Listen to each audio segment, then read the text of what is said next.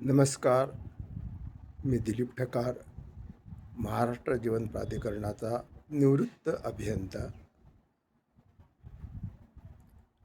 महाराष्ट्र जीवन प्राधिकरणातल्या माझ्यासारख्या असंख्य अभियंत्यांनी, त्यांच्या सहकाऱ्यांनी आणि त्यांच्यासोबत काम करणाऱ्या कर्मचाऱ्यांनी गेली कित्येक वर्ष महाराष्ट्रातील पिण्याच्या पाण्याचा पुरवठाबाबत केलेल्या श्रमाचे फळ म्हणून की काय, आज महाराष्ट्र बऱ्यापैकी शुद्ध पेयजलाकरता स्वयंपूर्ण झाला आहे.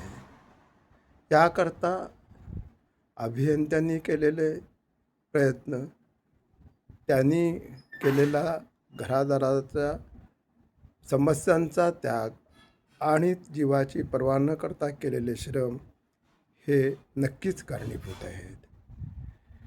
गेले कित्येक वर्ष शासन नियमितपणे आम्हाला याबाबतीत निवृत्तीवेतनही देत होतं, परंतु का कोण जाणे अचानकपणे मार्चपासून शासनानं आमचं निवृत्तीवेतन देण्याचं अद्यापपर्यंत टाळलं आहे.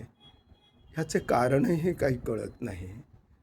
माझ्यासारख्या अनेक अभियंत्यासह चतुर्थ श्रेणी, तृतीय श्रेणी कर्मचाऱ्यांच्या बाबतीतही आज त्यांच्या वृद्धावस्थेमुळे अनेक प्रश्न निर्माण होऊन त्यांचं जीवन जगणं खूप कठीण झालं आहे.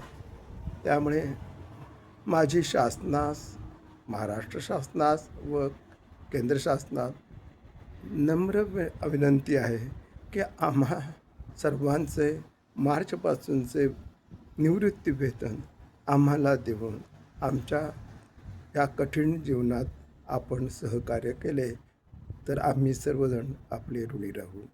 नमस्कार.